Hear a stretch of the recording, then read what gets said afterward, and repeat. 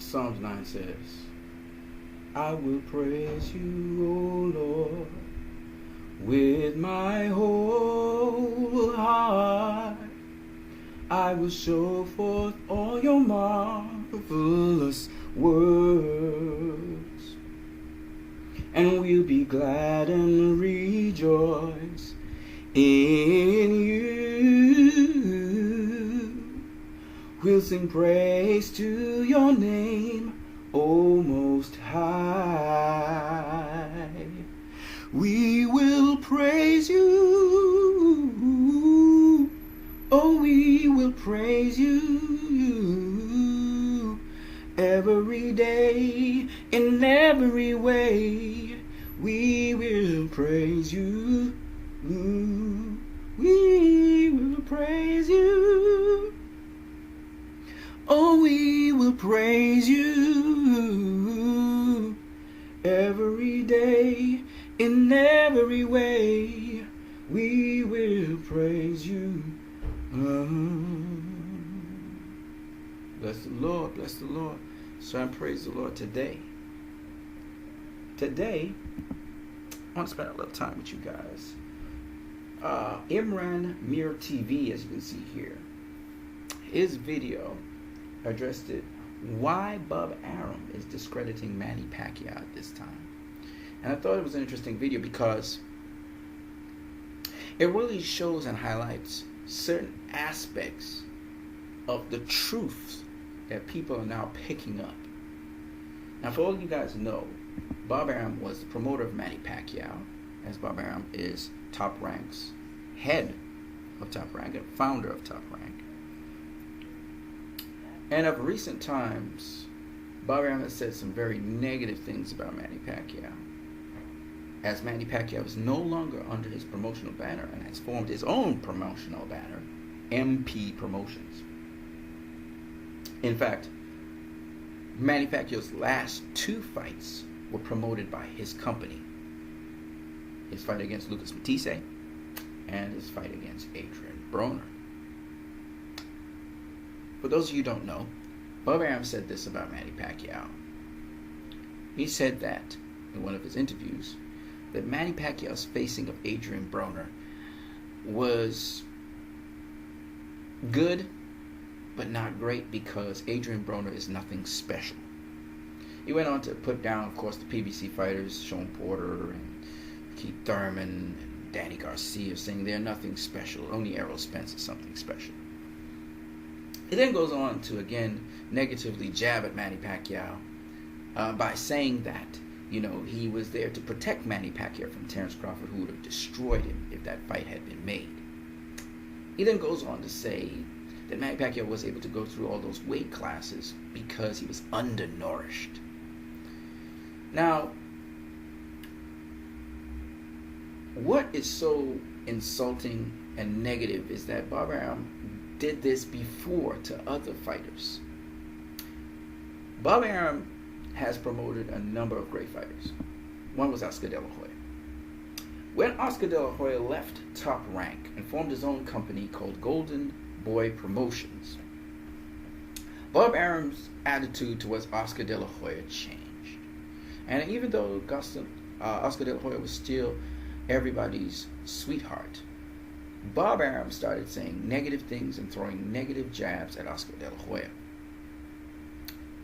speaking about the level of competition Oscar would face, and the fact that Oscar didn't win certain fights. He would even critique Oscar De La Hoya's character and insinuate that Oscar was less than when he was at Top Rank. But Oscar's not the only person that Bob Arum did this to. He also did this to Floyd Mayweather. When Floyd Mayweather was under Top Rank's banner, Bob Arum was quoted as saying that Floyd Mayweather is as great as any other fighter he has faced, he has promoted. And he had promoted fighters like Sugar Ray Leonard, Muhammad Ali, and he said that Floyd Mayweather may possibly be greater than them all. But when Floyd Mayweather bought out his contract from Bob Arum and was able to go his own way, Bob Arum started speaking about the fact that Floyd Mayweather was actually behaving cowardly, that he probably doesn't have the courage to face then his fighter, Antonio Margarito. who he wanted Floyd Mayweather to face. This is where this whole chicken thing and heartless and runner came from.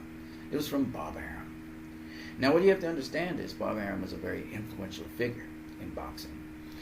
His top rank was closely associated with HBO and ESPN. In fact, it's still closely associated with ESPN to this day. And Bob Arum had a lot of say in the programmings of these companies. So a lot of negative press that Floyd Mayweather got, including his private life, where it was seen that he had beaten up many different women and all this negative publicity that was propagated by people like Jim Lampley in the Fight Game, all stemmed from Bob Arum. Bob Arum was the guy that was trying to block Manny Pacquiao facing Floyd Mayweather. As he admits, he was the guy that blocked Manny Pacquiao from facing Terence Crawford. All of this I'm saying is not in a vacuum. It's not just Floyd Mayweather. Bob Arum also did this to Miguel Cotto, where Miguel Cotto, once he bought out his contract with Top Rank, or his contract was over, formed his own company and started fighting. In fact, Miguel Cotto, after he faced Floyd Mayweather, was pretty much on his own and started fighting fights with his own promotional brand, his own promotional company. And in so doing, he became middleweight champion of the world. Now, what is amazing is all of that achievement that Miguel Cotto attained, people were still bad-mouthing Miguel Cotto. And who was behind all of that negative press? Bob Arum. But if you think that's all, Bob Arum also has precedent with another great fighter, a fighter who's going to be facing Errol Spence Jr. very soon, Mikey Garcia. Once again, Mikey could not find a way to buy himself out the contract, while Bob Arum allowed negative press to mount on Mikey Garcia because he knew that Mikey Garcia didn't want to stay with Top Rank anymore. And to this day, Bob Arum still speaks negatively of Mikey Garcia. I say all of this to say that such promoters like Bob Arum, and there may be others like, I don't know, but most of these old school promoters, not the new school ones, because if you look at Floyd Mayweather, he's never said anything bad about any fighter that's come under his promotional banner. And you can think of two of them. There's Luis Arias de Cubas Jr., and there's also Jesse Vargas. And I've never heard Floyd Mayweather ever comment negatively about either of those two fighters. But when it comes to these fighters like Mikey Garcia, Floyd Mayweather, Miguel Cotto, Oscar De La Hoya, and several others, I've heard Bob Arum say some very negative things. And of recent time, he is speaking negatively in the sly about Manny Pacquiao. Now, what's amazing to me is that this guy can, even when the fighters are under his promotional banner, start speaking negatively about them and get negative press towards them. And I asked myself if this guy is actually helping boxing. And the answer to that is no. Bob Arum is a plague on boxing. He has not helped boxing. He has hindered boxing. From the days when we had boxing without pay-per-view and without HBO in the picture, boxing did very, very well. And Bob Arum's not the only person that has hurt boxing. Bob Arum and also another person, oh, by the way, Bob Arum also was responsible for the negative press that's still mounted to this day on Julio Cesar Chavez Jr. after the big, long, controversial fight for Julio Cesar Chavez Jr. to get himself out of the contract of Bob Arum. But that's besides the point. The point is that Bob Arum's not the only person who has done this. No, he had help from guys like Larry Merchant and guys like Jim Lampley. These guys have been a plague on boxing so that we don't explore, learn the beauty of boxing and the mass variety of boxing. So these three people single-handedly have hurt boxing, and it's a good thing that Jim Lampley's outside of boxing now, Larry Merchant is outside of boxing, and Bob Arum is soon to leave, hopefully sooner than later, from boxing, so we don't have to hear him anymore. Because this guy has done nothing good for boxing. The sad thing about this guy is that he's been pocketing a lot of money at the boxer's expense. And yes, he's had, Top Rank has carried along a number of very good fighters, but at the end of the day, without Bob Arum, I think they'd do a lot better. Now, a lot of people talk about boxing would do better without Floyd Mayweather. Well, it's carrying on, but it's not doing better without Floyd Mayweather. The big fighters, the big fights, the spectacles really came with Floyd Mayweather. However, boxing is going to do very, very well without Bob Arum, without HBO, without guys like Larry Merchant and Jim Lampley that did an assassinating job against guys like Roy Jones Jr. and Bernard Hopkins, where they spoke about how they were boring. Even Andre Ward, who they assassinated. These guys did nothing good for that, because all three of these guys were interested in blood, guts, and sweat, and not interested in the skill of boxing, the technique of boxing, the different styles of boxing. They weren't really interested in that. They were interested in rock'em, sock'em robots. And they actually had episodes on it. And the sad thing about all three guys is, though they were associated with boxing, none of them had ever boxed in their lives. So now boxing has this fresh breath of air, where we have boxers who are commenting about fights. Kudos to Andre Ward and Roy Jones Jr., but sadly, those two guys were second fiddle to these guys. Everybody looked to Jim Lampley and to guys like Larry Merchant for the expertise on boxing, these old white men, instead of to the actual people who actually boxed, Roy Jones Jr. and Andre Ward. And thankfully now we have guys like Danny Garcia, Sean Porter, Anthony Durrell, Paulie Malignaggi commenting on fights. And actually, they are the experts. And guys like Al Bernstein sit second fiddle, and they comment on whatever these guys say. I think that's the way to go, and Showtime is still the forerunner in that respect. But I must say, I'm glad now that more boxers are actually commenting on boxing, so we can see the play, the strategy between the fighters. And know that boxing's a lot more than just rock'em sock'em robots in action. And I think that's what the sport is doing actually a lot better, that since these guys are kind of sidelined and they're to the side of the sport of boxing. Now, having said that, there's another thing I wanted to say. So, Bob Arum said a couple lies about Manny Pacquiao. The first one being that, he saved him from Crawford. Crawford would have killed him. Obviously, Crawford would not kill Manny Pacquiao. I'll tell you two reasons why. First one is Manny Pacquiao is exceedingly tough. He's been hit by guys like Antonio Margarito.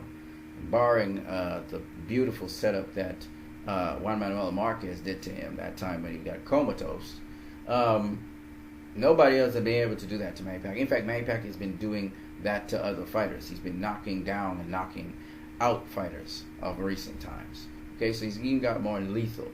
And then after his fight with Adrian, the Problem Broner, we see that Manny Pacquiao still got it, and he's very, very quick. And honestly speaking, Terence Crawford hasn't faced anybody on the level of a Manny Pacquiao. The best fighter Terence Crawford has faced in his entire career is Yuriorkis Gamboa. Okay?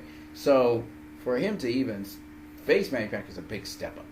So, when Bob Arum said that, and the fact that Manny Pacquiao has faced bigger fighters than Terence Crawford, Antonio Margarito, etc., better fighters than Terence Crawford, Floyd Mayweather, and so on, it's really ludicrous for Bob Arum to even say that. I'm not saying Manny Pacquiao would beat Terence Crawford, but it's a big step up for Terence Crawford, quite frankly. Then, when he said that, Manny Pacquiao was undernourished, that's why he was able to make those 8 divisions, to praise his Lomachenko, putting down a fighter to praise his fighter, I found that rather stupid as well. There are 2 reasons. We all know Manny Pacquiao is not a true welterweight, just like Floyd Mayweather is not a true welterweight. Even though these guys are now bigger and they have heavier weight, they're not true welterweights. Manny Pacquiao is really a junior welterweight, as is Floyd Mayweather Jr. And yes, Manny Pacquiao and Floyd are about the same size. But the point is that to try and make an excuse for Lomachenko, who's been a career lightweight in the amateurs and then went on to become I think he was a featherweight and a super featherweight in the pros, and then he moved back up to lightweight where he belongs. To say that Lomachenko can't face Manny Pacquiao, he's not the same size as Manny Pacquiao, is kind of stupid. Because Manny Pacquiao, if anything, if you're saying that Lomachenko is just a lightweight, which he's not, I think he's more of a super lightweight, it's a junior welterweight. I think Lomachenko, Pacquiao, Marquez, and Floyd, they're around about the same size. They're not the same height and length, but they're around about the same size. So that basically a Lomachenko versus Pacquiao would be easy to make. The problem is Lomachenko will not be able to handle Pacquiao like he handled other fighters, because Manny Pacquiao is mobile on his feet. So Lomachenko would have some difficulty facing Manny Pacquiao for that reason alone.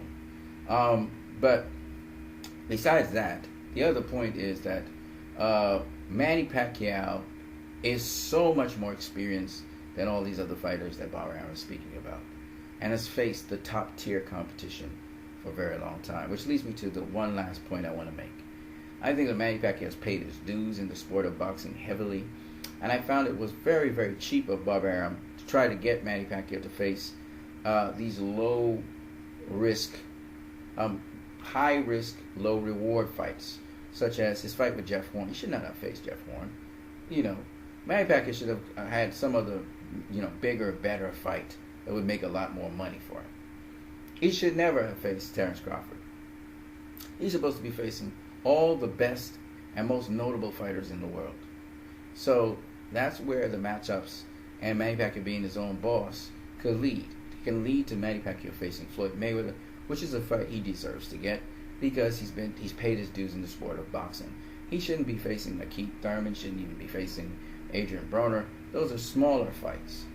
Manny Pacquiao should be on the level where he should get bigger fights, which will lead me to the next video I will do with you guys, which has to do with risk versus reward and why some popular fighters don't really face other popular fighters, or why certain fighters don't take certain risks in boxing. And we'll get back to that, and that's been around forever. Okay, so we'll talk about that in the next video. Until then, I hope you guys have a great one and keep glorifying and praising God. You guys have a good one.